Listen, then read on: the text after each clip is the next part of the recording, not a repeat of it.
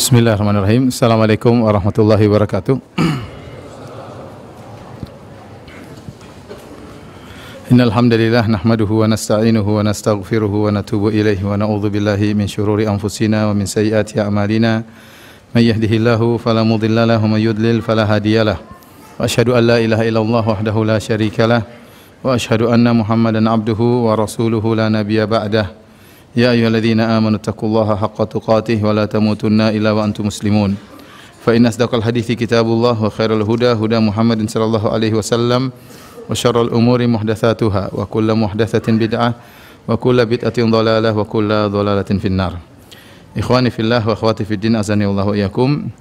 Kita lanjutkan pengajian kita dari Kitab Tauhid karangan Syekh Muhammad bin Abdul Wahhab At-Tamimi rahimahullahu ta'ala. Dan kita masih dalam bab yang kedua. Kita sampai pada halaman yang ke-9, sampai pada hadis dari Itban.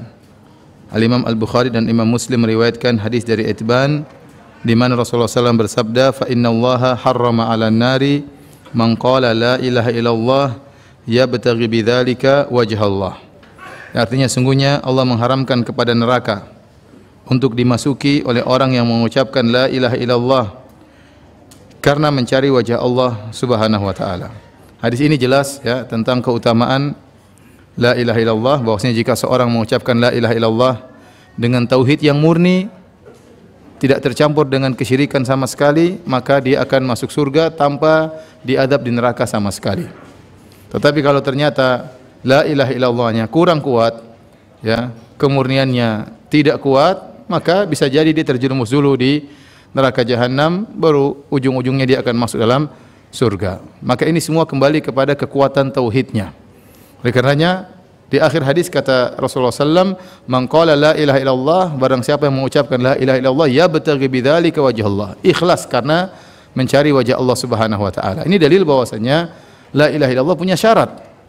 Tidak semua orang mengucapkan la ilaha illallah kemudian otomatis bermanfaat. Di antara syaratnya, ya yabtaghi bidzalika wajh Allah, harus ikhlas karena Allah mencari wajah Allah Subhanahu wa taala. Karena kita sepakat kalau ada orang gila mengucapkan la ilaha illallah, bermanfaat atau tidak? Tidak bermanfaat karena tidak paham apa yang dia ucapkan. Kita sepakat juga orang munafik mengucapkan la ilaha illallah, bahkan mereka berzikir kepada Allah. Wa la yadhkurunallaha illa qalila. Mereka tidak berzikir kecuali cuma sedikit. Artinya mereka berzikir, mereka juga salat tapi tidak bermanfaat. Ya. Oleh karenanya jika terpenuhi syarat ikhlas kepada Allah, semakin kuat ikhlasnya, maka semakin bermanfaat la ilaha illallahnya. Dan dalam hadis tatkala Abu Hurairah bertanya, "Ya Rasulullah, man as'adun nasi bi syafa'atika yaumal qiyamah?" Ya Rasulullah, siapa orang yang paling bahagia mendapatkan syafaatmu, yaitu bagian terbanyak dari syafaatmu pada hari kiamat? Maka Rasulullah SAW mengatakan, "Man qala la ilaha illallah yabtaghi bidzalika wajh Allah." Ya, barang siapa mengucapkan la ilaha illallah khalisan min qalbihi, ikhlas karena Allah Subhanahu wa taala. Taib. Hadis ini juga menjelaskan tentang adanya sifat wajah. Allah memiliki sifat wajah dan ini akidah Ahlussunnah wal Jamaah, ya. Allah memiliki sifat wajah. Orang-orang Asy'ariyah, ya, mereka sepakat dengan Ahlussunnah dari satu sisi. Dari satu sisi yaitu bahwasanya penduduk surga akan melihat Allah pada hari kiamat kelak, ya. Tapi mereka mengingkari Allah punya wajah. Kalau kita Ahlussunnah, kita mengatakan Allah akan dilihat pada hari kiamat kelak di surga, dan itu nikmat yang paling besar. Kata Allah, "Lilladzi ahsanul husna wa ziyadah." Bagi orang-orang yang berbuat baik, bagi mereka al-husna itu surga, wa ziyadah. Ziyadah artinya memandang wajah Allah, sebagaimana ditafsir dalam hadis-hadis yang sahih. Dan hadis-hadis tentang melihat wajah Allah, hadisnya mutawatir, diriwayatkan lebih dari 20 sahabat. Bahwasanya kaum mukminin akan melihat wajah Allah pada hari kiamat, dan itu puncak dari segala kenikmatan, ya. Dan kita meyakini Allah punya wajah. Adapun bagaimananya tidak bisa kita bayangkan dan tidak boleh kita bayangkan. Karena membayangkan sesuatu sebagaimana perkataan salaf, al-kalamu fi sifat kal kalami fi dzat. Berbicara tentang sifat Allah sama dengan berbicara tentang zat Allah. Atau al-kalamu fi sifat far'un al-kalami fi dzat. Pembicaraan tentang sifat merupakan cabang dari pembicaraan tentang zat. Kalau kita tidak tahu bagaimana zatnya, bagaimana kita tahu kaifiyahnya, bagaimananya? Kalau kita tidak tahu bagaimana zat Allah, bagaimana kita tahu wajah Allah, bagaimana tangan Allah? Kita tidak bakalan tahu. Tapi kita yakin Allah punya wajah. Ya. Taib. Hadirin, mungkin ada orang yang mengatakan, Ustadz, dalam hadis ini wajah itu hanya sekedar kinayah, sebagai apa? Kiasan. Dan ini sering diucapkan oleh ahlul bidah, orang-orang yang menolak sifat-sifat Allah. Ya, seperti mereka mengatakan, Ustadz, yang dimaksud dengan tangan adalah hanyalah kenikmatan atau kekuatan. Dan memang dalam bahasa Arab terkadang tangan diartikan dengan apa? Kekuatan. Li rajul li alaihi yadun. Saya punya jasa sama dia misalnya, atau saya punya kekuatan. Jadi tangan terkadang dalam bahasa Arab bisa diartikan kekuatan, bisa diartikan nikmat. Kita bilang saya setuju. Dalam bahasa Arab demikian, ya. Tetapi untuk Allah Subhanahu wa taala kita bantah dari dua sisi. Misalnya masalah tangan, kita bilang tangan Allah adalah hakiki, bukan majazi. Kenapa? Karena Allah mengatakan kepada iblis, ya iblis, ma mana'aka an tasjuda lima khalaqtu biyadayya. Wahai iblis, apa yang mencegahmu untuk sujud kepada Adam yang aku ciptakan dengan kedua tanganku, kata Allah. Dan di akhirat kala orang-orang datang kepada Adam dengan mengatakan, ya Adam, anta abul bashar, khalaqakallahu biyadayhi. Engkau adalah nenek moyang manusia, Allah ciptakan engkau dengan kedua tangannya. Kalau seandainya kedua tangan diartikan dengan nikmat, dengan kekuatan, maka iblis akan bisa membantah. Ngapain saya sujud kepada Adam, ya Allah, apa istimewanya? Kau ciptakan dia dengan kekuatanmu, kau ciptakan saya juga dengan kekuatanmu. Justru kalau kita mengartikan tangan Allah dengan selain makna tangan yang hakiki, maka kita menghilangkan keistimewaan nenek moyang kita. Keistimewaan Adam alaihissalam. Kapan ada Adam alaihissalam menjadi istimewa? Tatkala kita mengartikan kedua tangan Allah dan sebagaimana hakikinya. Tapi bagaimananya kita tidak tahu. Bagaimananya kita tidak tahu. Dan jangan dibayangkan seperti tangan manusia, tidak boleh. Itu namanya tasbih. Kita bilang Allah punya tangan, bagaimananya kita tidak tahu. Ini bantahan yang pertama. Bantahan kedua, ini bantahan yang sangat penting yang disebutkan oleh Syekhul Islam Ibnu Taimiyah rahimahullah dalam kitabnya Bayan Talbisil Jahmiyah. Beliau berkata, tidaklah tangan dikiaskan menjadi kekuatan atau menjadi nikmat kecuali dari zat yang benar-benar punya tangan. Saya bilang misalnya, kenapa kita bilang seorang misalnya pencuri dikatakan tangan panjang? Padahal dia mencuri mungkin bukan pakai tangan, mungkin dia pakai komputer gini saja, tidak perlu tangannya dijulur-julur gini. Karena memang dia asalnya punya tangan atau tidak? Asalnya dia punya tangan. Asalnya dia punya tangan asli, maka kita gunakan tangannya itu sebagai kiasan, sebagai pencuri. Kalau dalam bahasa Arab tangan panjang itu artinya apa? Suka bersedekah, ya. Oleh karena disebutkan dalam hadis tatkala Rasulullah SAW menyebutkan bahwasanya istrinya yang cepat meninggal dunia adalah yang paling panjang tangannya. Maka waktu Rasulullah SAW meninggal, para istri Nabi mengukur tangannya, ya. Ternyata maksudnya adalah Zainab yang suka bersedekah, ya, suka bersedekah. Maksud saya, tidaklah kita menjadikan tangan sebagai kiasan kecuali dari zat yang benar-benar punya tangan. Kalau enggak punya tangan, ngapain kita bilang tangan, ya. Seperti saya mengatakan, telah datang batang hidungnya, ya. Bukan hidungnya datang sendiri begitu, tidak. Ya, maksudnya hidung itu adalah perwakilan dari seluruh tubuh dan kita menggunakan ungkapan tersebut bagi zat yang benar-benar punya hidung. Kita enggak pernah bilang datang batang hidung meja, enggak ada, karena meja enggak punya hidung. Paham? Demikian juga seorang mengatakan wajah bisa diartikan zat. Benar, bisa diartikan zat. Tetapi hanya digunakan kepada zat yang benar-benar punya apa? Wajah. Saya tidak melihat wajahnya pada hari ini. Maksudnya tidak melihat orangnya secara penuh. Paham? Tetapi kalau orang tersebut asalnya enggak punya wajah, enggak mungkin kita menggunakan kalimat wajah sebagai perwakilan zat. Paham atau tidak poin ini?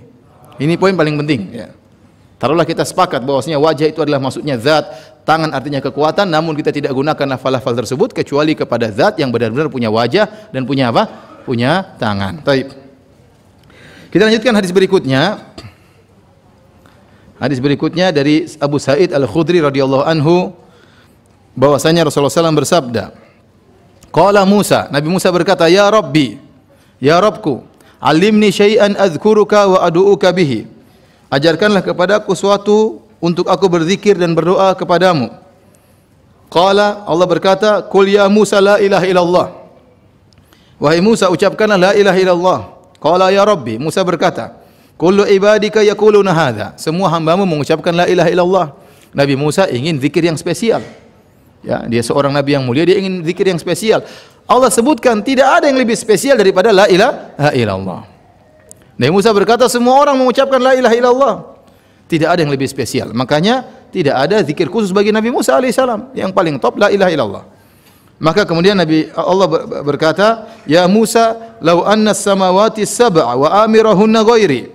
Wahai Musa, kalau langit yang 7 dan penghuninya selain aku yang berada di atas langit, wal ardina sab'a, dan seluruh bumi yang berlapis 7, fi kifatin wa la ilaha illallah fi kifatin malat bihinna la ilaha illallah. Seandainya ditimbang ya penghuni langit seluruhnya, kemudian penghuni bumi seluruhnya, langit 7 lapis, bumi 7 lapis, ditaruh di satu timbangan dan la ilaha illallah di satu timbangan, maka akan lebih berat apa? La ilaha illallah. Hadis ini kata Syekh Muhammad bin Abdul Wahhab, riwayat Ibnu Hibban dan Al-Hakim dengan mengatakan bahwa hadis ini adalah hadis yang sahih. Jadi hadis ini disahihkan oleh Ibnu Hibban dalam sahihnya, disahihkan juga oleh Al-Hakim dalam Mustadraknya dan disepakati oleh Az-Zahabi. Namun kenyataannya hadis ini diperselisihkan oleh para ulama tentang kesahihannya. Kenapa? Karena dalam sanadnya ada seorang yang bernama Darraj ibnu Sam'an Abu Samah. Darraj ibnu Sam'an ini diperselisihkan tentang kredibilitasnya. Ya, sebagian orang menyatakan dia dhaif seperti Ibnu Hajar rahimahullahu taala. Terutama tatkala dia meriwayatkan dari silsilah Darraj an Abil Haytham an Abi Sa'id Al-Khudri. Ini silsilah Darraj an Abil Haytham an Abi Sa'id Al-Khudri. Silsilah ini diperselisihkan oleh para ulama. Sebagian ulama mengatakan hadisnya dhaif. Silsilah ini adalah silsilah yang lemah, dan ini pendapat Ibnu Hajar rahimahullah dalam kitabnya Taqrib dan juga dalam Tahdhibut Tahdhib. Sebagian ulama mengatakan bahwasanya lafal seperti ini fiha dha'fun. Silsilah ini fiha dha'fun, ada kelemahan. Jadi istilah para ahli hadis kalau mengatakan dhaif, ini lebih parah daripada fihi dha'fun atau fiha dha'fun. Ada kelemahan. Yang pertama dhaif, lemah. Ini lebih parah. Yang kedua ada kelemahan, berarti lebih ringan. Dan ini pendapat Yahya bin Ma'in. Kemudian ada pendapat yang ketiga mengatakan silsilah ini adalah silsilah yang sahih. Dan ini pendapat Ibnu Hibban dan pendapat Al-Hakim. Oleh karenanya hadis ini diperselisihkan oleh para ulama tentang kesahihannya. Wallahu a'lam bishawab ya. Hadis ini dari sisi sanad memang agak lemah karena rawinya Darraj ya Abu Sam'an bermasalah. Tetapi kelemahannya tidak begitu kuat. Oleh karenanya diperselisihkan. Rawi ini tidak disepakati akan kesalahannya oleh para ulama, masih diperselisihkan. Oleh karenanya hadis ini dinilai berderajat hasan atau sahih karena ditinjau dari hadis yang lain. Karena dia punya syawahid. Saya ingin jelaskan sama antum sedikit tentang masalah hadis. Jadi hadis ya ada namanya lahu syahid, dia punya syahid. Maksudnya kalau hadis itu punya syahid penguat, hadis tersebut diriwayatkan dengan sahabat yang lain dengan topik hadis yang lain. Kalau dikatakan hadis ada mutabaahnya, mutabaah itu hadisnya sama, lafalnya sama, diriwayatkan misalnya dari 2 sahabat. Itu berarti sahabat ini mengikuti dia karena lafalnya sama. Tetapi kalau dikatakan hadis tersebut punya syahid atau syawahid, hadis tersebut lafalnya ada, kemudian datang hadis yang lain lafalnya berbeda tapi topiknya mirip. Tapi topiknya apa? Mirip. Atau datang dari sahabat yang lain ya dengan topik yang berbeda. Tapi ada kesamaan dari 2 lafal hadis tersebut. Itu namanya hadis apa? Syahid. Dan untuk hadis ini disahihkan oleh Ibnu Katsir rahimahullah karena ada dia menyebutkan syahid dari hadis ini. Demikian juga oleh Ibnu Hajar juga dalam Fathul Bari ya. Karena melihat ada hadis yang lain yang menguatkan makna dari hadis ini. Di antara hadis yang menguatkan hadis ini ya adalah hadis yang dikenal dengan hadisul bitaqah atau hadis sahibil bitaqah. Hadis tentang kisah seorang yang memiliki kartu la ilaha illallah. Yang dalam hadis tersebut menjelaskan la ilaha illallah sangat berat ya. Oleh karenanya Ibnu Katsir mensahihkan hadis ini dengan menyebutkan syahid tentang hadis bitaqah. Saya bacakan hadis bitaqah tersebut ya, maknanya sama tentang beratnya la ilaha illallah. Kata Nabi sallallahu alaihi wasallam, "Yusahu bi rajulin min ummati yaumal qiyamati ala ru'usil khalaiq." Diteriakin seorang dipanggil oleh Allah Subhanahu wa taala dari umat Nabi sallallahu alaihi wasallam. Pada hari kiamat kelak dihadapkan di hadapan al khalaik, di hadapan kepada manusia. Fayunsharu alaihi tis'atun wa tis'una sijillan. Setelah itu dibukakan 99 catatan amal yang dia lakukan. Kullu sijillin maddul basar. Setiap catatan amal besarnya sejauh mata memandang ya. Catatan amalnya sangat banyak sejauh mata memandang. Isinya catatan amal dia. Isinya maksiat-maksiat. Tsumma yaqulullah azza wa jalla, kemudian Allah berkata kepada dia, hal tunkiru min hadza syai'an? Adakah yang kau ingkari dari catatan-catatan ini? Ada yang salah? Fayaqulu la ya Rabb. Kata dia, tidak ada yang salah ya Allah. Fayaqul adzalamatka katabatil hafizun? Apakah para malaikatku menzalimimu? Maksudnya malaikat salah catat? Kata dia, tidak ada ya Allah, benar semua. Ya. Tsumma yaqul, Allah bertanya lagi, alaka uzrun? Kau punya uzur? Kenapa kau melakukan ini semua? Kau punya uzur? Alaka hasanah? Kau punya kebaikan? Fayahabur rajul, maka orang ini pun ketakutan. Fayaqul la, kata dia, enggak ada ya Allah. Uzur enggak ada, kebaikan enggak ada. Fayaqulu bala, kata Allah, bahkan kau punya kebaikan. Innalaka indana hasanatin, sungguhnya kau memiliki kebaikan-kebaikan di sisi kami. Wa innahu la dzulma alaikal yaum, dan pada hari ini kau tidak akan dizalimi. Fatukhraju lahu bitaqatun, lalu dikeluarkan baginya sebuah kartu, fiha asyhadu an la ilaha illallah wa anna muhammadan abduhu wa rasuluh. Dalam kartu tersebut tertulis la ilaha illallah. Qal fayaqul, maka dia berkata, ya Rabbi, dia mengatakan, ma hadhil bitaqatu ma hadhis sijillat. Ya Allah, apa pengaruhnya satu kartu ini dibandingkan dengan 99 catatan amal yang sejauh mata memandang setiap catatan amalnya? Allah berkata, innaka la tuzlam, kau tidak akan dizalimi pada hari ini. Fatudau sijillat fi kiffatin wal bitaqatu fi kiffatin. Maka 99 catatan tersebut diletakkan di timbangan, di daun timbangan, dan la ilaha illallah diletakkan di daun timbangan yang lain. Fatasat asijillat wa thaqulatil bitaqah. Ternyata lebih berat apa? La ilaha illallah. Hadis ini disebutkan di awal hadis, kata Nabi sallallahu alaihi wasallam, yusahu bi rajulin. Allah panggil seorang di hadapan banyak orang. Allah ingin mentenarkan dia. Kenapa? Dia punya amalan yang luar biasa. Dia punya amalan apa? La ilaha illallah. Ternyata beratnya sangat luar biasa. Oleh karena Ibnu Qayyim rahimahullah berkata, setiap kita punya la ilaha illallah, setiap kita punya bitaqah la ilaha illallah. Kita semua punya bitaqah la ilaha illallah. Yang jadi masalah kualitasnya berbeda-beda. Kualitasnya berbeda-beda. Semakin tinggi kualitas la ilaha illallah, semakin kita murnikan la ilaha illallah, semakin kita mentahqiq tawakal kita kepada Allah, semakin tidak ada keraguan sedikit pun tentang Allah Subhanahu wa taala, maka akan semakin kuat la ilaha illallah. Ini dalil bahwasanya la ilaha illallah bisa menggugurkan dosa-dosa. Orang tadi punya catatan amal yang sangat luar biasa berisi kemaksiatan, semuanya hancur, semuanya terbakar karena apa? La ilaha illallah. Kemudian juga Ibnu Katsir menyebutkan syahid yang lain, hadis yang lain mengkuatkan hadis Musa tadi alaihissalam, yaitu sabda Nabi sallallahu alaihi wasallam, khairu ma qultu ana wan nabiyyuna qabli la ilaha illallah wahdahu la syarikalah lahul mulku wa lahul hamdu wa huwa ala kulli syai'in qadir. Dan zikir yang terbaik yang pernah aku ucapkan dan para nabi ucapkan sebelumku adalah la ilaha illallah.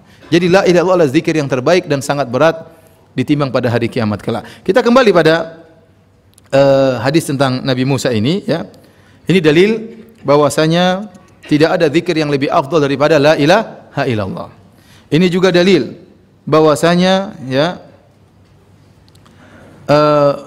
penghuni langit, langit ada penghuninya. Langit ada penghuninya. Makanya Rasulullah SAW Allah berkata, "Lau anna samawati sab'a wa amirahunna ghairi." Seandainya seluruh penghuni langit selain saya diletakkan di timbangan. Ini menunjukkan Allah berada di atas apa? Di atas langit. Tapi bedanya Allah tidak butuh dengan langit. Langit dan bumi yang butuh kepada Allah Subhanahu wa taala. Allah berfirman dalam surat Fatir ayat 41, "Innallaha yumsikus samawati wal arda an tazula." Sungguhnya Allah menahan langit dan bumi supaya tidak lenyap, supaya tidak jatuh, supaya tidak rusak. Ya. Jadi Allah berada di atas langit dan tidak butuh dengan langit. Justru langit dan bumi yang butuh kepada Allah Subhanahu wa taala. Karena sebagian ahlul bidah, ya, menyatakan dalam buku mereka, seperti dalam buku Asasus Taqdis, dia mengatakan apa? Seandainya Allah berada di atas langit, berarti Allah lebih kecil daripada langit dan Allah butuh kepada langit. Seandainya langit jatuh, Allah pun ikut jatuh. Ini logika mereka. Kata mereka, yang di atas lebih kecil daripada yang di bawah dan yang di atas butuh kepada yang di bawah. Dan ini sudah dibantah oleh para ulama. Pernyataan Anda bahwasanya yang di atas lebih kecil daripada yang di bawah dan yang di atas butuh kepada yang di bawah, ini tidak lazim. Tidak harus demikian. Contohnya antara langit dan bumi. Langit dan bumi, yang lebih di atas langit atau bumi? Langit. Yang lebih besar langit atau bumi? Langit. Apakah langit butuh kepada bumi? Apakah ada tiang? Kata Allah, bi ghairi amadin tarawnaha. Tidak ada tiang yang menyanggah langit tersebut, tapi Allah yang tahan langit tersebut. Ternyata di antara makhluk ada yang lebih tinggi, lebih besar daripada yang di bawah, dan ada yang tinggi tidak butuh kepada yang di bawah. Kalau makhluk saja demikian, apalagi Allah Subhanahu wa taala. Allah berada di atas langit bukan berarti Allah butuh kepada langit, justru langit yang butuh kepada Allah. Kalau Allah tidak jaga, langit akan hancur, bumi akan hancur. Yang jaga adalah Allah Subhanahu wa taala. Baik. Kita lanjutkan hadis yang terakhir. Hadis qudsi, At-Tirmidzi meriwayatkan yang dinyatakan hasan dari Anas radhiyallahu anhu, aku mendengar Rasulullah SAW bersabda. Qala Allah Ta'ala, Allah berfirman, "Ya ibn Adam, law ataitani bi qurabil ardi khataya." Wahai anak Adam, kalau engkau datang bertemu denganku dengan membawa dosa sepenuh bumi ini, seberat bumi ini. Thumma laqitani la tusyriku bi syai'a. Kemudian kau bertemu denganku tidak berbuat syirik sama sekali. La ataituka bi qurabiha maghfirah, maka aku akan mendatangi engkau dengan ampunan pula sebesar bumi. Ini adalah keutamaan tauhid yang sangat luar biasa. Ya, kata Allah, kalau engkau datang bertemu denganku dengan membawa dosa sebesar bumi ini, ya. Bukan sebesar Jakarta, ya, bukan sebesar Indonesia. Sebesar apa? Bumi. Beratnya kayak apa? Dosa yang sangat banyak. Ini dalil membantah orang-orang Mu'tazilah dan orang-orang Khawarij, yang orang-orang Khawarij mengatakan barang siapa terjerumus dalam dosa besar maka dia kafir. Dan ini sampai sekarang masih ada, ya. Seperti mengatakan, seperti Arab Saudi ada muncul sebagian takfirin, tukang-tukang mengkafirkan, yang mengatakan kenapa pelaku riba kafir, pemerintah kafir. Kenapa? Karena membolehkan praktek riba, ya. Membolehkan ada orang buka bank riba bukan berarti menghalalkan apa? Riba. Tidak ada kelaziman. Kalau ada orang, jangankan membolehkan orang buka praktek riba, bahkan pelaku riba saja tidak melazimkan dia menghalalkan apa? Riba. Ya, kalau ada orang berzina 100 kali, apakah berarti dia pasti menghalalkan zina? Jawabannya belum tentu, dan tidak. Ya, dia tahu dia bermaksiat tapi dia berzina dan dia melakukan dosa besar, tapi tidak sampai pada derajat apa? Kafir. Ya. Baik, kita lanjutkan, ya. Jadi ini bantahan kepada orang Khawarij yang mengatakan pelaku dosa besar di neraka jahanam kekal. Ya, ternyata pelaku dosa besar bisa diampuni oleh Allah Subhanahu wa taala meskipun dia memiliki dosa sebesar bumi ini. Orang yang memiliki dosa sebesar bumi, kira-kira pelaku dosa besar atau dosa kecil? Pelaku dosa besar. Ternyata dia masih mungkin diampuni kalau dia, ya, bertauhid kepada Allah dengan tauhid yang murni. Ingat, pembicaraan kita bukan orang yang bertobat. Kalau orang yang bertobat sudah selesai. At-taibu minadz-dzam kama la dzamba lahu. Orang yang bertobat dari dosa seperti orang yang tidak berdosa. Kita berbicara tentang orang yang meninggal yang punya dosa besar. Tetapi ternyata tauhidnya sangat apa? Murni. Dia tidak pernah berbuat syirik sama sekali. Tidak pernah berbuat syirik sama sekali, ya. Maka Allah akan mendatangkan ampunan kepada dia sebesar bumi itu pula. Ini dalil para hadirin dan hadirat yang dirahmati oleh Allah Subhanahu wa taala. Ternyata rahmat Allah itu luas. Ternyata ampunan yang Allah berikan bukan cuma hanya dengan taubat. Ada sebab-sebab yang lain yang bisa menjadikan dosa-dosa seorang diampunkan oleh Allah Subhanahu wa taala. Dan saya telah pernah sampaikan, Ibnu Taimiyah rahimahullah menyebutkan sekitar 10 sebab bagaimana dosa-dosa bisa gugur. Yang pertama di antaranya taubat kepada Allah Subhanahu wa taala. Di antaranya adalah tauhid yang murni. Di antaranya amalan-amalan kebajikan yang luar biasa seperti haji menghapuskan dosa-dosa, umrah menghapuskan dosa-dosa. Sampai dia sebutkan sekitar 10 sebab bagaimana dosa-dosa bisa gugur meskipun seorang tidak bertaubat kepada Allah Subhanahu wa taala. Bagaimana lagi jika disertai dengan taubat kepada Allah Subhanahu wa taala. Baik, hadirin dan hadirat yang dirahmati oleh Allah Subhanahu wa taala, kita selesai dari bab yang kedua, kita masuk kepada bab yang ketiga, ya. Bab yang ketiga judulnya Man haqqaqa at-tauhid dakhala al-jannata bighairi hisab. Barang siapa yang mentahqiq, memurnikan tauhid, maka dia akan masuk surga tanpa hisab. Nah, bab yang ketiga ini adalah lanjutan dari bab yang kedua. Kalau bab yang kedua umum, siapa yang bertauhid dosa-dosanya diampuni. Sekarang bab ketiga lebih tinggi lagi kedudukannya. Hanya orang-orang khusus yang bisa memurnikan tauhid dengan kemurnian yang sempurna. Nah, kalau dia bisa memurnikan tauhid dengan kemurnian yang sempurna, maka dia akan masuk surga tanpa hisab. Tanpa hisab. Karena orang masuk surga, proses masuk surga ada beberapa model manusia. Ada yang masuk surga dihisab dan diazab. Setelah dihisab ternyata dosanya lebih banyak daripada kebaikannya, Allah azab terlebih dahulu. Setelah diazab baru kemudian masuk surga. Mudah-mudahan kita tidak termasuk orang-orang tersebut, ya. Yang kedua, orang yang masuk surga tapi dihisab terlebih dahulu. Dihisab terlebih dahulu. Setelah dihisab, ternyata dia kebaikannya lebih banyak daripada keburukan, maka dia pun masuk dalam surga. Yang ketiga yang lebih hebat, masuk surga tanpa azab dan tanpa hisab. Jadi ini luar biasa ya. Hisab langsung masuk surga, tidak perlu dihisab apalagi diazab. Dan ini hanya orang-orang spesial yang Allah pilih, tidak semua orang bisa masuk surga tanpa hisab ya. Kalau tidak dihisab berarti jelas tidak diazab. Berarti ini orang-orang yang spesial. Hadirin, hisab ada dua model. Di akhirat kelak hisab ada dua model. Dan hisab kalau kita mau artikan dalam bahasa kita adalah hari pengadilan. Yaumul hisab adalah hari pengadilan. Ya. Kita akan disidang, kemudian diaudit oleh Allah Subhanahu wa taala, diklasifikasikan mana kebaikan dan mana keburukan untuk kemudian ditimbang di yaumul mizan, hari pertimbangan. Ya. Oleh karenanya pada hari tersebut Allah akan menyidang setiap hamba. Yang menyidang adalah Allah Subhanahu wa taala, ya. Kemudian yang menjadi saksi banyak. Menjadi saksi adalah tangan kita, kaki kita, ya. Catatan amal, malaikat menjadi saksi, bumi yang kita pijak juga menjadi saksi. Kata Allah, yauma idzin tuhadditsu akhbaraha. Pada hari tersebut bumi akan menyampaikan kabar-kabarnya. Kabar tentang orang yang pernah bermaksiat di atasnya, kabar tentang orang yang pernah berbuat kebaikan di atasnya. Semua menjadi saksi. Anda tidak bisa lari. Taib. Dihisab oleh Allah Subhanahu wa taala ada dua model hisab. Yang pertama disebut dengan al-ardu. Al-ardu artinya hisab yasir. Pemaparan. Allah Subhanahu wa taala membukakan buku catatan amal di hadapan sang hamba. Terus Allah sebutkan sampel-sampel sebagian maksiat yang pernah dia lakukan. Kau pernah begini, kau pernah begini, kau pernah begini. Setelah dia akui, diampuni oleh Allah Subhanahu wa taala. Dalam hadis ya. Dalam hadis Rasulullah SAW bersabda, "Innallaha yudnil mu'mina fayadha'u 'alaihi kanafahu." Allah mendekatkan seorang mukmin pada hari kiamat kelak. Fayadha'u 'alaihi kanafahu. Lalu Allah menutup dia. Kanaf kata para ulama seperti seekor burung tatkala dia mengeram anaknya atau dia memberi makan kepada anaknya, kemudian ada hewan yang ingin menyerang, maka dia tutup anaknya dengan apa? Sayapnya. Itu disebut kanaf. Ya. Maksudnya Allah Subhanahu wa taala menutup orang tersebut, tidak dibongkar aibnya di hadapan orang lain. Jadi ada orang yang dihisab tidak diperlihatkan kepada orang lain, dan ada orang yang dipermalukan oleh Allah Subhanahu wa taala. Semua kembali kepada kebijaksanaan Allah Subhanahu wa taala. Nah, seorang mukmin Allah akan tutupi dia.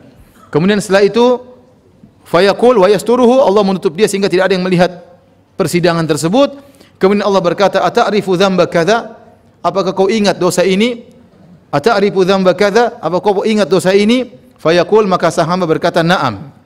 Iya Rabbi, benar saya ingat dosa-dosa tersebut. Hatta idza qarrarahu, tatkala dia sudah akui seluruh dosa-dosa tersebut, bidzunubihi, sampai hamba tersebut mengakui dosa-dosanya.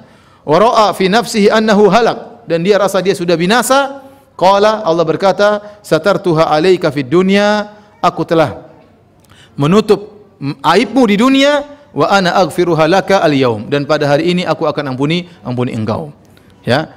Ini namanya hisaban yasiran. Hisab yang ringan, hisab yang mudah, ya. Oleh karena Allah Subhanahu wa taala berfirman, ya, "Fa amma man utiya kitabahu bi yaminih, fasawfa yuhasabu hisaban yasiran."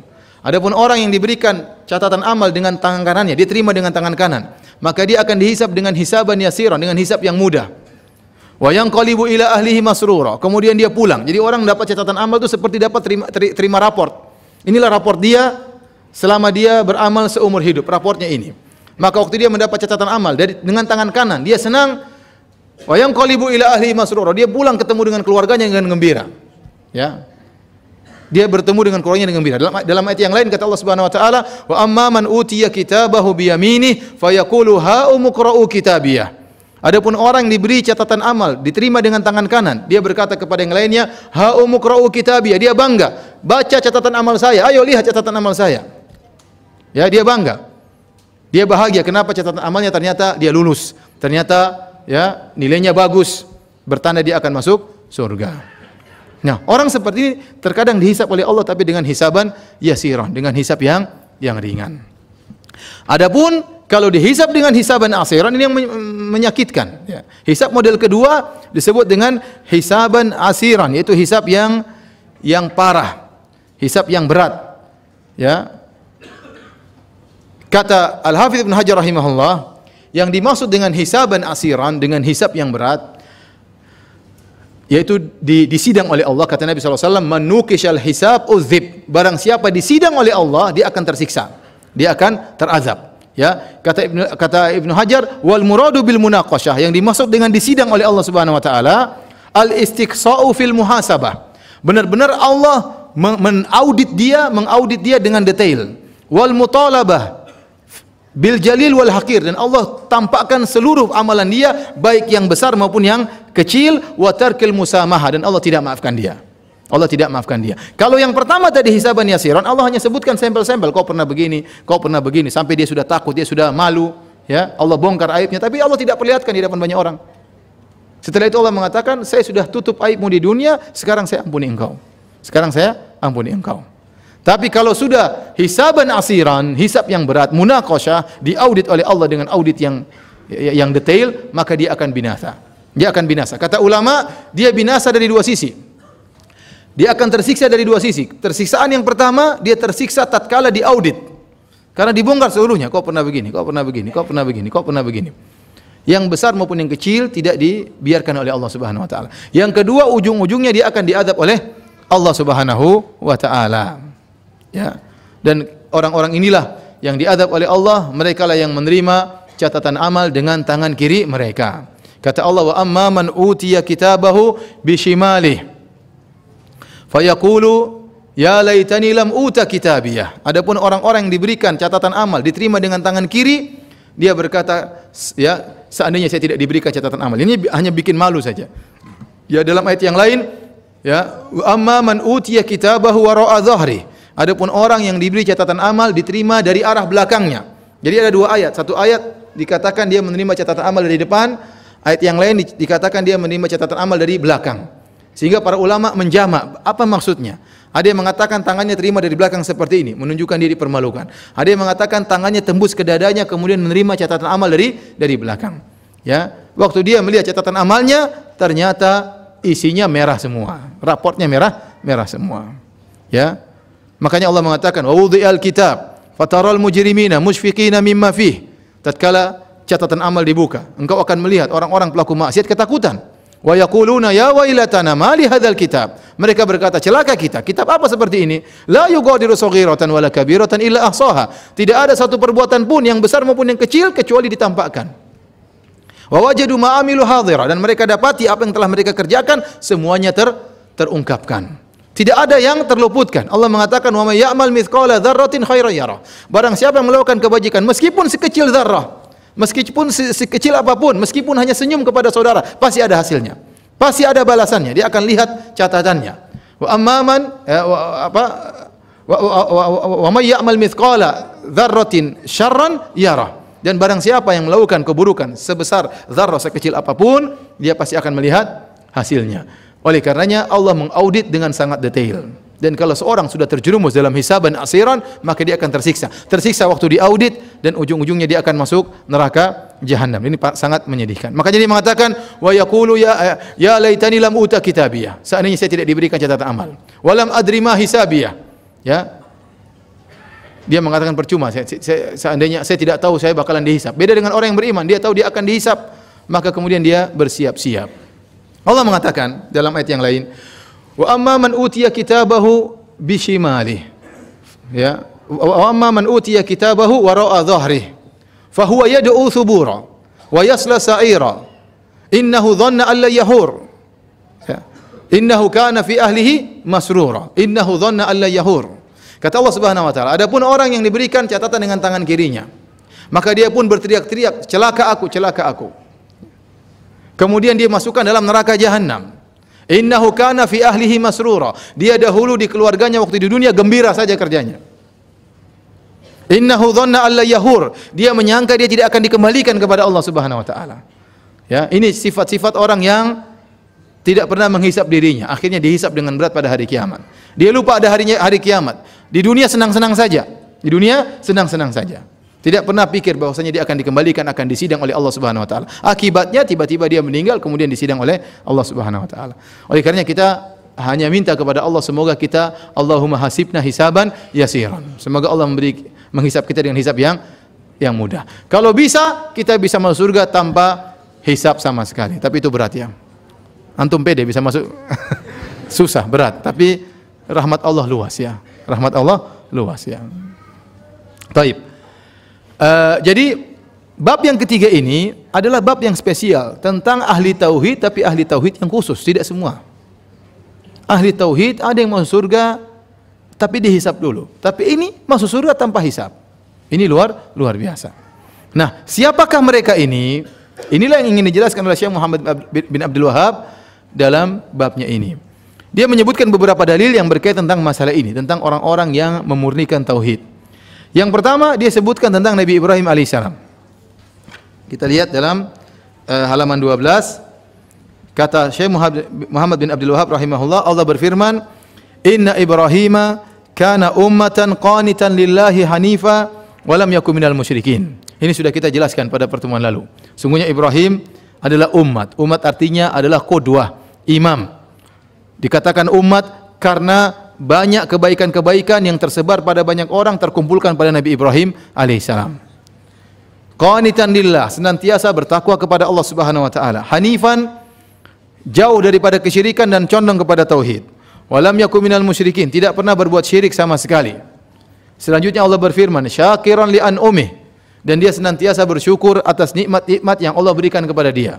Ijtabahu wa hadahu ila siratim mustaqim. Allah pilih dia ya untuk menjadi seorang rasul. Ya. Kemudian kata Allah, wa atainahu fid dunya hasanah. Kami berikan dia kebaikan di dunia. Kata para ulama, para salaf, adz-dzikrul hasan. Dia senantiasa mendapat pujian dan sanjungan. Bahkan agama-agama samawi yang lain, Yahudi dan Nasrani, semuanya memuji Nabi Ibrahim alaihissalam. Tidak ada yang mencela Nabi Ibrahim.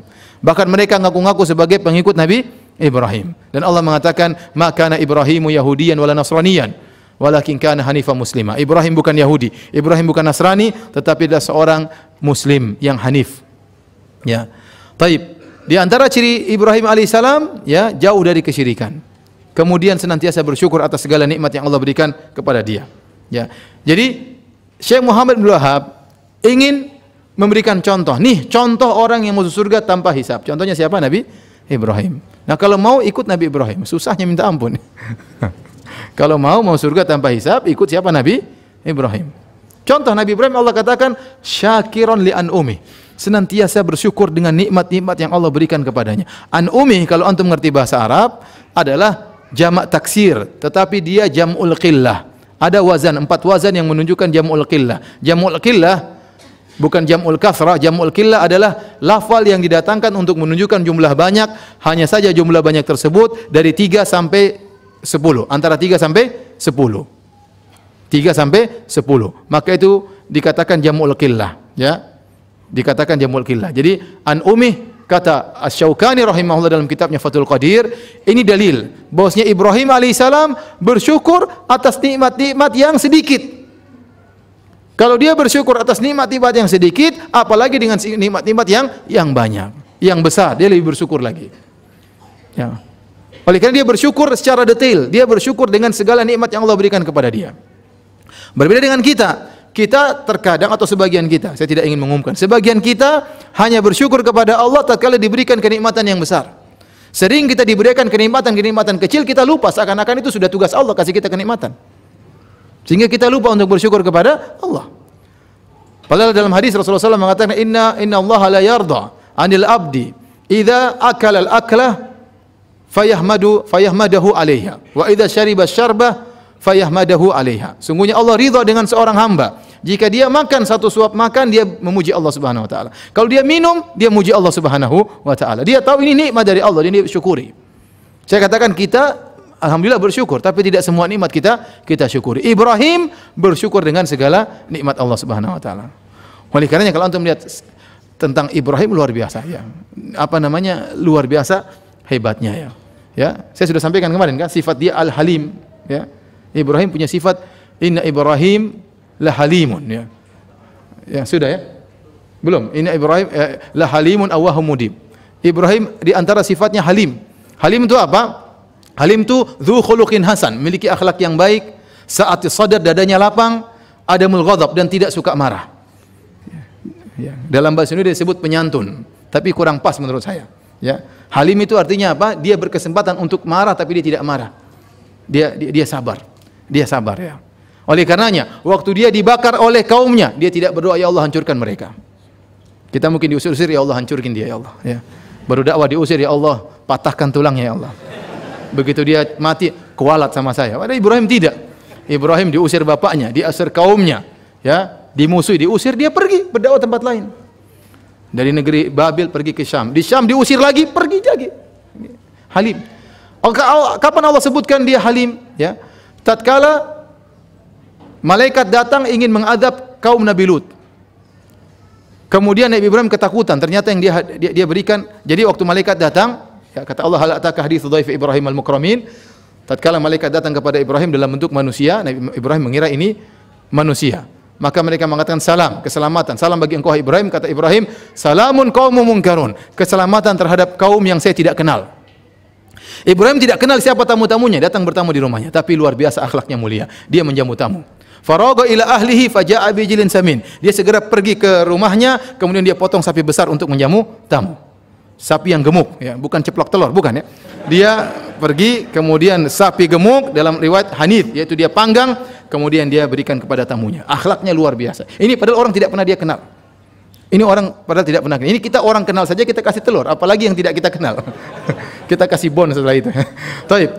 Hadirin, ya. Kemudian setelah itu waktu faqarraba ilaihim qala ala ta'kulun. Nabi Ibrahim hidangkan makanan, ternyata mereka tidak makan. Nabi Ibrahim ketakutan. Ini siapa kok tidak makan?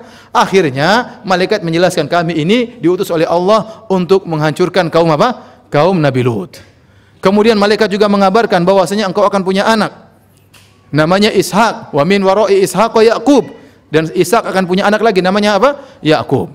Kemudian kata Allah Subhanahu wa taala, "Falamma dhahaba an Ibrahim ar-ra'u wa ja'atuhul busyra yujadiluna fi qaumi Lut." Setelah Ibrahim hilang rasa takutnya, dan kemudian datang kabar gembira dia bakalan punya anak, setelah puluhan tahun tidak punya anak dengan Sarah, yujadiluna fi qaumi Lut. Dia berdialog dengan kami, dengan para malaikat, mendebat malaikat tentang kaum Nabi Lut. Para ulama mengatakan, Nabi Ibrahim mengatakan, kenapa harus diadab sekarang? Bukankah di sana ada orang soleh? Bukankah di sana ada Lut? Jadi, subhanallah, begitu halimnya siapa Nabi Ibrahim. Kalau kita hancurin saja malaikat, jangan tunda-tunda, sekarang aja hancurin. Nabi Ibrahim tidak demikian. Mau saya, Anda bertauhid, Anda dakwakan tauhid, tapi Anda harus punya sifat apa? Halim, sabar. Sabar dalam apa? Berdakwah. Jadi Ibrahim luar biasa. Makanya jelas-jelas dia masuk surga tanpa hisab. Nah, Syekh Muhammad bin Wahab memberikan contoh terlalu berat. Masuk surga tanpa hisab seperti Nabi Ibrahim, siapa yang bisa? Ya. Kalau Ibrahim al-Indonesi mungkin, Ibrahim alaihissalam siapa yang bisa seperti Ibrahim? Ya, Ibrahim Pekalongan mungkin. Ibrahim Al-Fattah mungkin, Ibrahim alaihissalam siapa yang bisa? Ujian cerita Ibrahim itu luar biasa ya. Makanya disebut dengan apa? Khalil Rahman, kekasih Allah. Diuji pada perkara-perkara yang paling dia cintai. Bayangkan dia sudah puluhan tahun nikah, tidak punya anak. Kemudian anak pertama Ismail disuruh bawa pergi jauh. Ya. Ini sudah ditunggu-tunggu puluhan tahun nggak punya anak, begitu keluar anak tersebut dipisahkan. Allah suruh pisahkan. Kemudian anak tersebut tatkala sudah dewasa disuruh sembelih. Ya, namanya hati seorang ayah benar-benar terikat pada anaknya tatkala anaknya sudah dewasa, disuruh sembelih. Ini menunjukkan ujian Nabi Ibrahim sangat luar biasa. Tapi azan ya. Tapi azan, kemudian salat, kemudian kita lanjutkan kembali ya. Baik. Kali ini saya duduk lama ya. Kuat atau tidak? Harus selesai bab ini. Hah? Kuat? Ya, mungkin 1 jam lagi. Enggak apa-apa ya? Enggak apa ya. Ya, baik. Bismillahirrahmanirrahim. Assalamualaikum warahmatullahi wabarakatuh. Alhamdulillah, salatu wassalamu ala Rasulillah wa ala alihi wa sahbihi wa mawala. Hadirin hadirat yang dirahmati oleh Allah Subhanahu wa taala. Kita lanjutkan pengajian kita ya. Tadi kita sebutkan tentang beberapa kemuliaan Nabi Ibrahim alaihissalam ya. Ada satu poin yang luar biasa dari Nabi Ibrahim, tadi kita sebutkan sifatnya halim. Halim adalah seorang yang dzu khuluqin hasan, kata Syekh Sa'di, dzul khuluqin hasan, akhlak yang mulia, wa sa'atu sadar, dadanya lapang, ya. Tidak cepat marah, tidak cepat ngamuk, dan ini perkara yang sangat penting, ya. Makanya Nabi Musa waktu berdoa, yang pertama dia minta kelapangan dada. Rabbi shrah li sadri, ya Allah lapangkan dadaku. Karena kalau orang dadanya lapang, mau banyak ujian, mau apa, itu yang paling penting, dadanya lapang, ya. Kemudian dia tidak cepat emosi, bahkan terhadap istrinya, bahkan terhadap istri Nabi Ibrahim. Kita tahu Nabi Ibrahim alaihissalam menikah dengan Sarah, ya, puluhan tahun tidak punya anak. Dan suatu hari Nabi Ibrahim alaihissalam lewat di suatu negeri Mesir, kemudian sang raja tertarik untuk menikahi Sarah atau ingin menggauli Sarah, sehingga akhirnya Nabi Ibrahim harus berdosa waktu ditanya, siapa Sarah? Kata dia, hadhihi ukhti, ini adalah saudariku. Kata Nabi Ibrahim alaihissalam, kalau kau ditanya wahai Sarah, fa akhbirihi annaki ukhti, sampaikan kepada dia bahwasanya engkau adalah saudariku, di annaki ukhti fil Islam, karena kau saudariku di atas Islam. Wala a'lamu ya ala wajhil ardi musliman ghairi wa ghairaki. Kata Nabi Ibrahim, saya tidak tahu di atas muka bumi ini seorang muslim kecuali saya dan kamu, ya. Kemudian Nabi Ibrahim didatangi, ditanya siapa dia, ini saudariku. Karena Nabi Ibrahim kalau berkata ini adalah istriku, dia akan dibunuh. Supaya dia tidak dibunuh, dia mengatakan ini adalah apa? Adikku. Maka diambillah Sarah oleh sang raja, karena sang raja memang punya intel-intel yang suka mencari perempuan cantik, ya, khusus cari perempuan apa cantik. Dapat Sarah wanita Suria, cantik jelita, ya. Maka diambil oleh sang raja, kemudian sang raja ingin menggauli Sarah, tiba-tiba kedua tangannya terbelenggu. Tangan terbelenggu karena Nabi Ibrahim berdoa dan Sarah juga berdoa. Akhirnya sang raja paham bahwasanya ini tidak mungkin terlepas, maka dia berkata, wahai Sarah, mintalah kepada Rabbmu agar membuka belenggu kedua tanganku. Maka Sarah berdoa kepada Allah.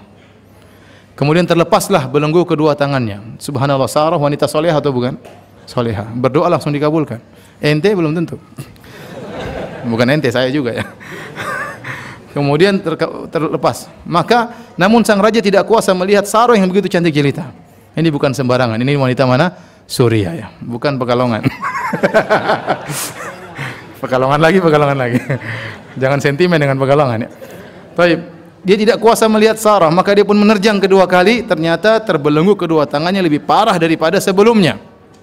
Maka dia berkata, wahai Sarah, berdoalah kepada Tuhanmu agar melepaskan belenggu kedua tangan, saya tidak akan ganggu kamu lagi. Dia sudah berjanji.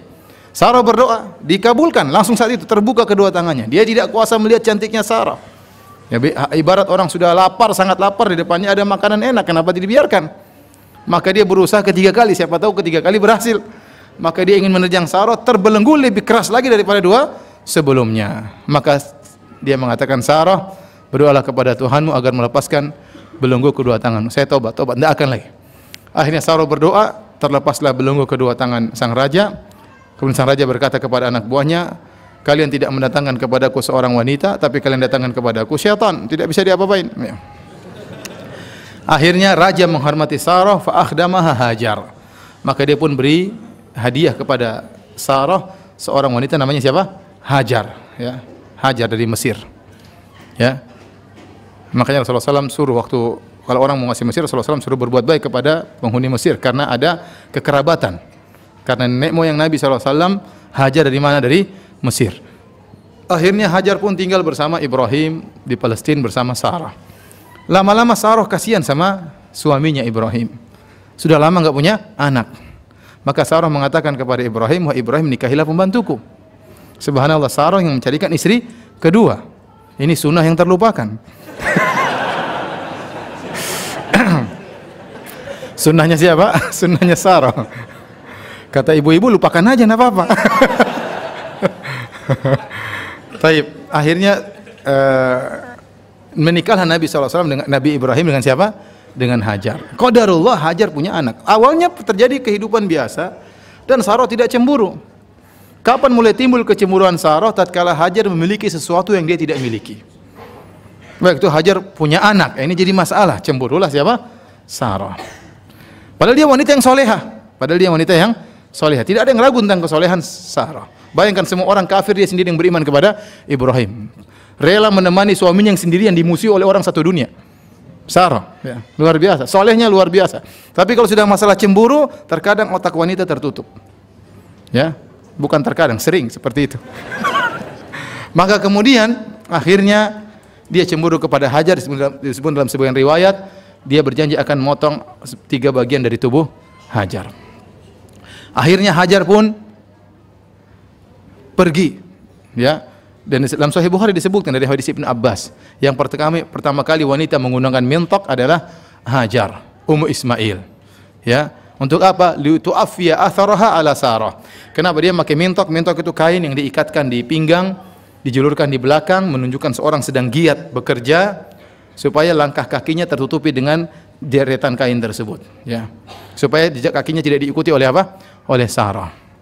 Ibnu Hajar menyebutkan pendapat para ulama tentang masalah ini. Sebutkan sebagian ulama mengatakan Hajar waktu dibenci oleh Sarah, ya, maka Hajar menggunakan pakaian pembantu. Dia ingin menjelaskan, dia tidak menantang Sarah.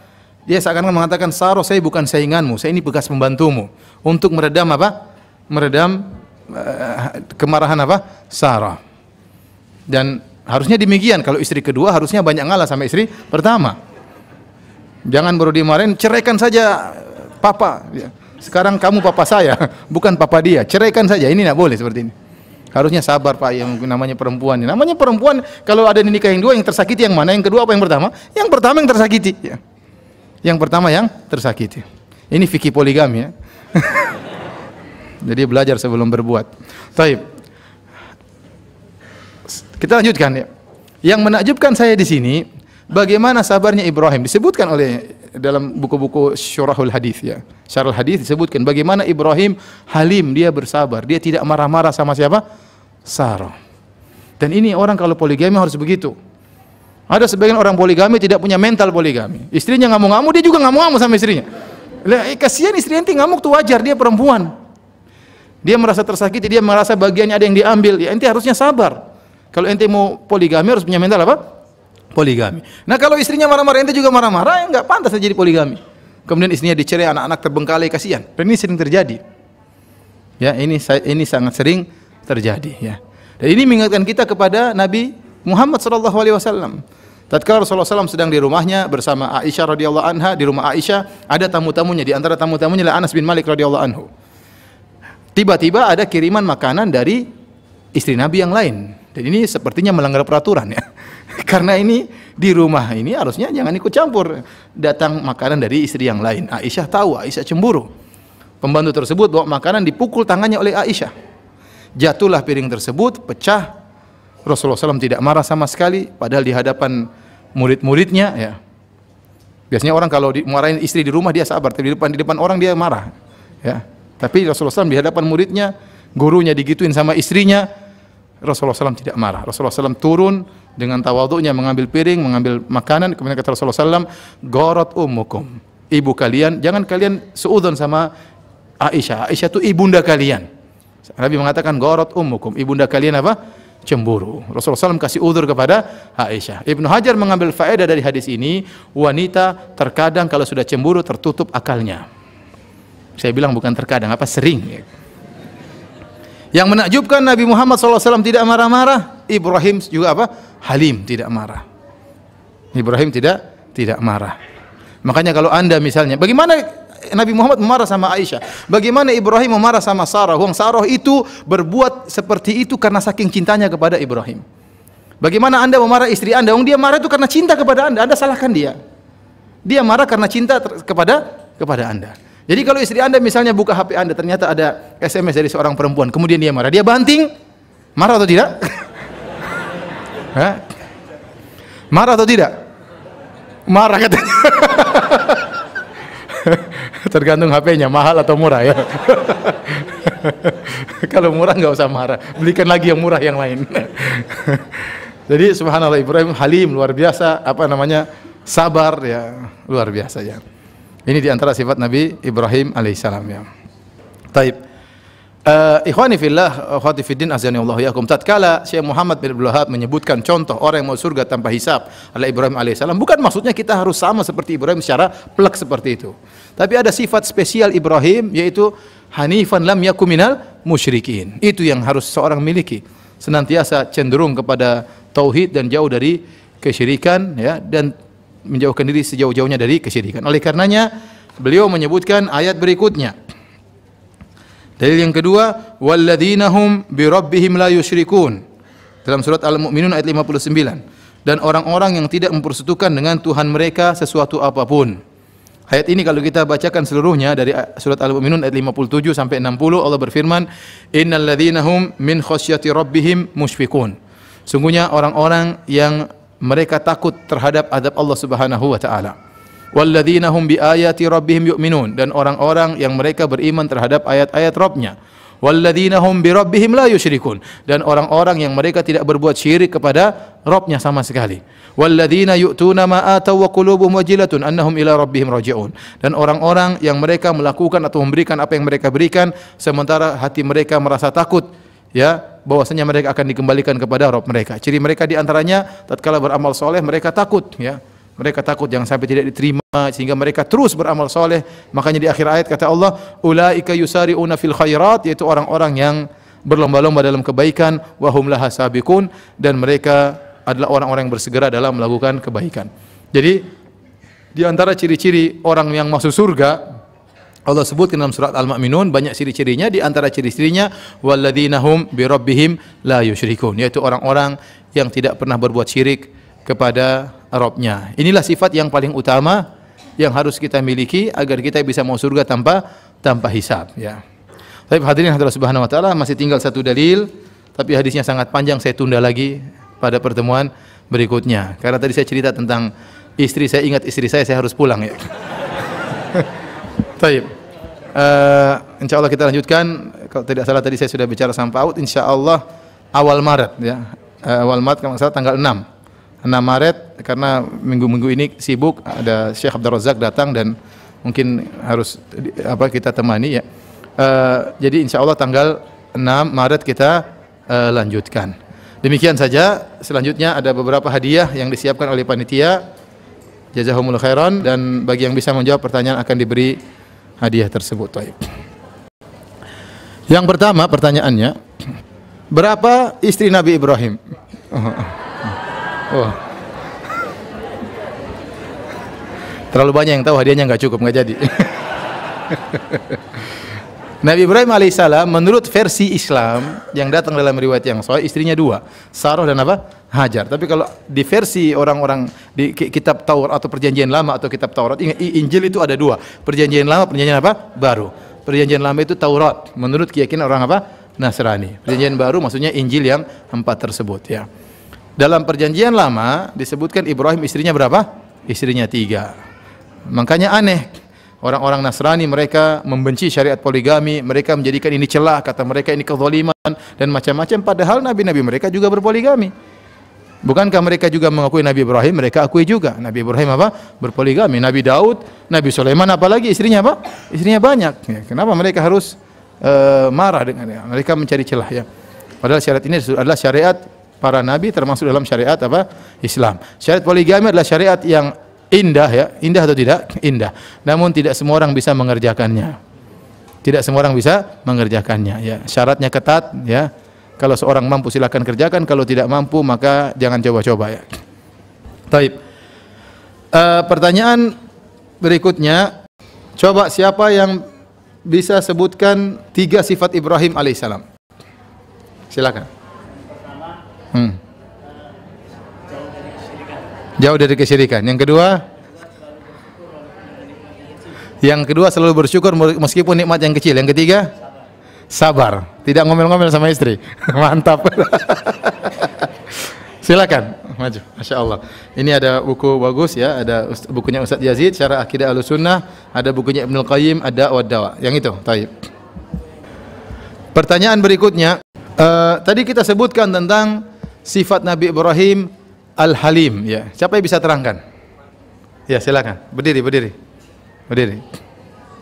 Apa itu Al-Halim? Al-Halim itu dia mampu untuk marah tapi tidak marah, tidak. Iya, dia mampu untuk marah tapi dia tidak segera marah, ya. Di bahasa Indonesia sering diterjemahkan penyantun. Iya.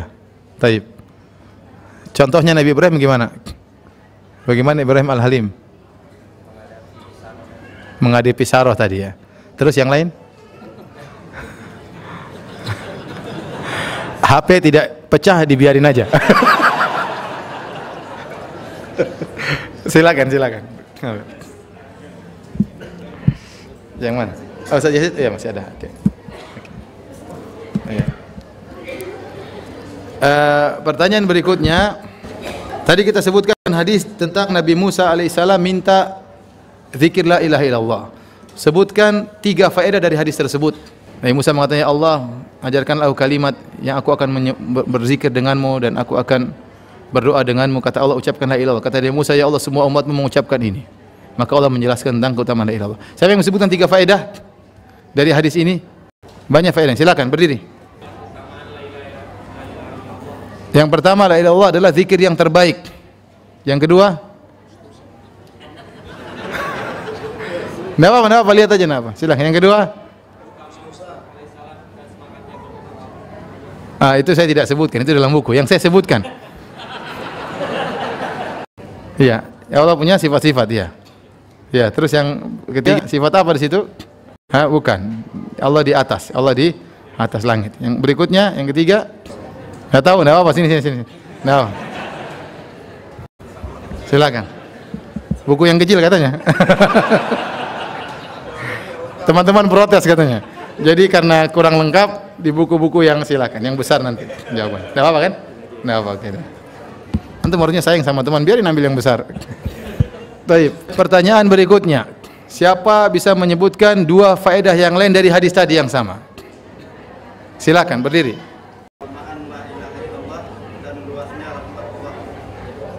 Luasnya ampunan Allah. Bahwasanya Allah bisa mengampuni. Iya benar. Meskipun tidak bertaubat. Iya berarti ini hadiahnya. Tapi pertanyaan terakhir, ini besar. Ibnu Qayyim rahimahullah. Sebutkan 2 faedah dari hadis Itban. Sungguhnya Allah mengharamkan atas neraka orang yang mengucapkan la ilaha illallah berharap wajah Allah. 2 faedah. Silakan berdiri.